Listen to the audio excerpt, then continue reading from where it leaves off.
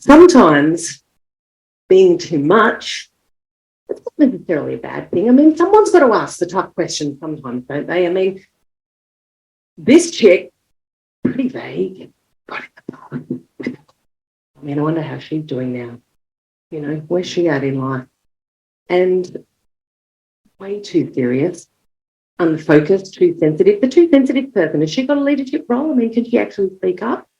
So I actually, maybe being too much is not a bad thing. Maybe it's not. Hey, I'm sorry. Actually, I've just realised I'm super judging you guys right now.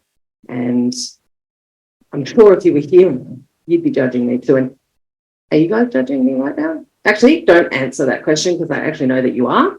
And when you sat down in the room yesterday morning, you looked straight at the person next to you and you started judging her too. But you did it really unconsciously. It's superhuman. It's okay. You can let yourself off the hook. Just take a little look at the sister sitting next to you and think, oh, yeah, I did do that yesterday, didn't I? And today it turns out she's really nice. So we're all judging each other. But what if all of those labels that we got given, because we did, I mean, many of us got labels, what if they aren't right? What if we lived our life the whole time through a lens of something that was completely incorrect? Or maybe covered up our superpower? What if, just for a second, it wasn't right, but it also wasn't wrong? Come with me on this journey. What if it wasn't good or bad? What if it was nothing? What if we just made it mean something and lived our entire life through that lens? Because sometimes I feel like I'm walking around with a paper bag on my head that has all of these labels on the inside. Talk too much. I mean, I remember when I was 4, one of Mum's friends came up to me and said, "You're going to have to get you a set of encyclopedias, aren't you? You've got so many questions." Well, it turns out I did a journalism degree. So I wasn't so bad at asking questions. I wasn't great at the cricket bit, though. I had to interview Ricky Ponting once and I was like, so how was the pitch? I'm really glad there was an ABC journalist standing next to me that asked some more informative questions. Anyway, what if it's not right or wrong? What if it's not good or bad? That paper bag defined my view of life for so many years until 2017 when I got one of those, you know, those little moments where you need it, you know, and it just something just pops up in your field of vision all of a sudden. And for me, it was a quote by Steve Jobs that said, "The moment that we realise that this thing called life, this reality of ours, is essentially made up of constructs and ideas by no one any smarter than you." And I read that and went, me. And I don't know why it really landed with me, but he said, that's the minute you can poke reality. And I was like, huh. All right. So I'm standing there with my metaphorical paper bag over my head and I just gave it a little poke and a little rip. And I stuck my head to on the other side and I went, wow. So out there in the land where nothing's right or wrong, good or bad, and there's no judgment, literally anything is possible. And if you're living from the space that he lived at, like he wasn't taking the rules, he broke the rules, and there's many women that are breaking the rules too. Just happened that this guy said the quote that I like. So how about a little bit of audience participation? Can you guys all get up out of your seat? And everyone on the live stream, if you're standing at home or sitting at home, stand up too, no matter where you are. And now let's just imagine for a second this metaphorical paper bag over your heads. And thank you for standing up, because otherwise we're going to be here for a long 7 minutes. So bringing the paper bag into your mind, think of all the labels that you got labelled as a kid. And what I want you to do is, on the count of 3, we're going to actually rip it off. I've only got one hand, but it's going to look a little bit like that. I've broken my wrist, so that's why I look like Michael Jackson with a bag glove. So we're going to rip the paper bag off. And on the other side, I really want you to get into your mind's eye what life could look like if you stopped believing all the judgments that we make in split seconds. So on the count of 3, we're going to rip it off. And I want to see the actual actions. You ready? You're getting naked. All right. 1, 2, 3, do it. Boom. Now, just stop. What does it actually feel like when there's nothing right or wrong, good or bad on the other side? What's possible in that space? Now, sometimes when we rip off labels because we gave them to ourselves for good reason to cover up some trauma, maybe, it feels a little bit unsafe. So we're going to make it safe. I want you to pretend that you've got a laser beam in the end of your finger and draw yourself a nice circle around you. This is a safe circle. And we're going to fill put over the top of the safe circle a beautiful glass dome. Yeah, good. Thank you for everyone that's great. There you go. Now, close your eyes so you don't feel like a weirdo. It's all good. We're going to fill the glass dome with all of your juicy uniqueness. So everything that you love about yourself, close your eyes, everything that you love about yourself. Everything that you love people come to you for. When they come to you, feel really of value and of service, and you love it. You love being that person for them. Everything that you know to be authentically you. And maybe just that label, like I had mine, too chatty, too many questions, but that was my superpower. So maybe you could inverse that label and add in all of the goodness from that too, and really feel a golden glow filling up that dome, that space. And just soak it all in. And on the other side of that, keep your eyes closed. I want you to put a problem that's going on in your life right now, just about a metre out in front of you. It could be a health problem, could be money stuff, maybe something going on in your career development, a relationship problem. Pick something, pop it out the front. And start in your mind's eye, keep your eyes closed, start seeing how you could solve that problem through that golden view, that uniqueness of yours. How could things be different?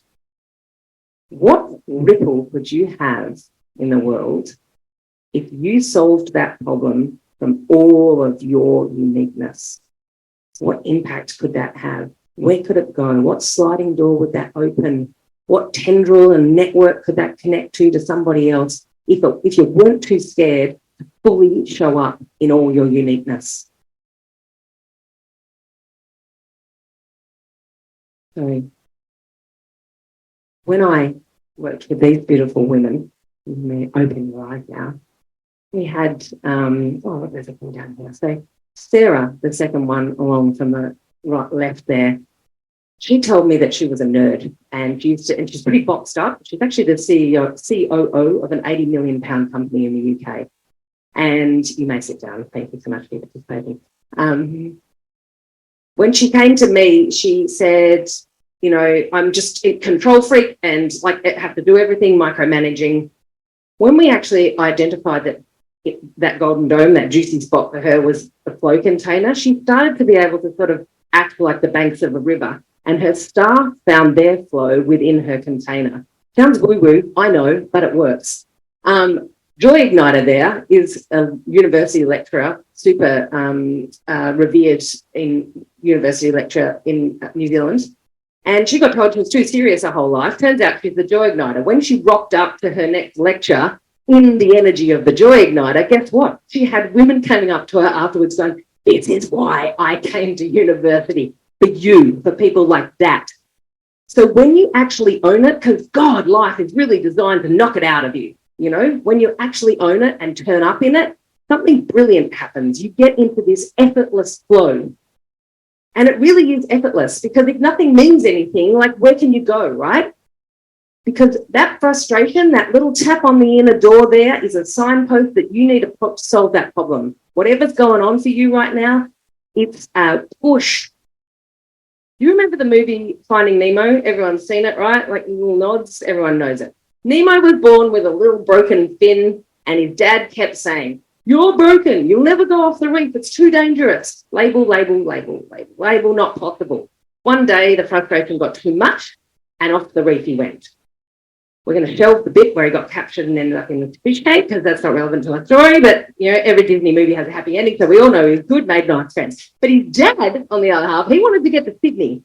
So his dad, off he goes. How hard did he make that journey? I mean, he's got reef sharks attacking him because he believed it was going to be hard. The off the reef was scary, right? So reef sharks are attacking him, a school of jellyfish, like, floating through that, paralyzed. And then just to meet literally the only forgetful fish in the entire ocean, who is very happy to distract him and take him off onto tangents for days at a time. He's not getting there in a hurry. But then these beautiful wise old turtles rock up. And I just love this analogy. These guys had the possibility of having every label. I'm 100 years old. It's going to take me years to get to Sydney. And this shell is really, really, really heavy. But they didn't label themselves. They just saw the ocean current. And they said, get in here, like it's just right here and you don't even have to swim and you're getting to Sydney. So I just want to ask you, what is your Sydney? What impact could you make if you truly owned your uniqueness? How could you accelerate this change? Thank you.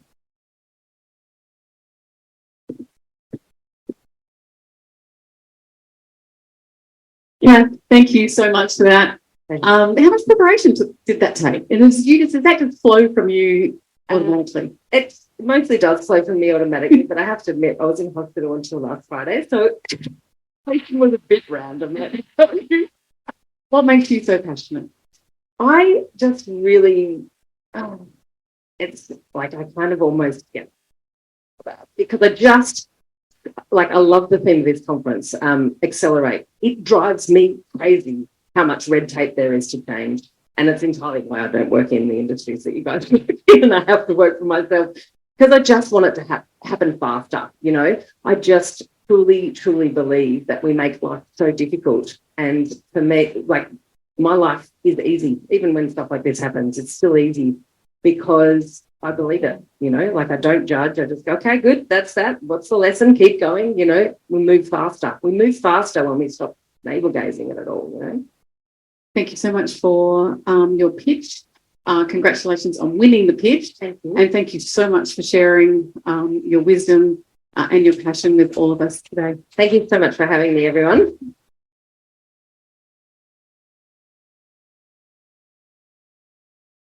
I'll probably confuse everyone by doing this. I'm now going to welcome Ruby Leigh Gatfield back to the stage. Our next session is all about feedback and how and when to give it and how to give it in a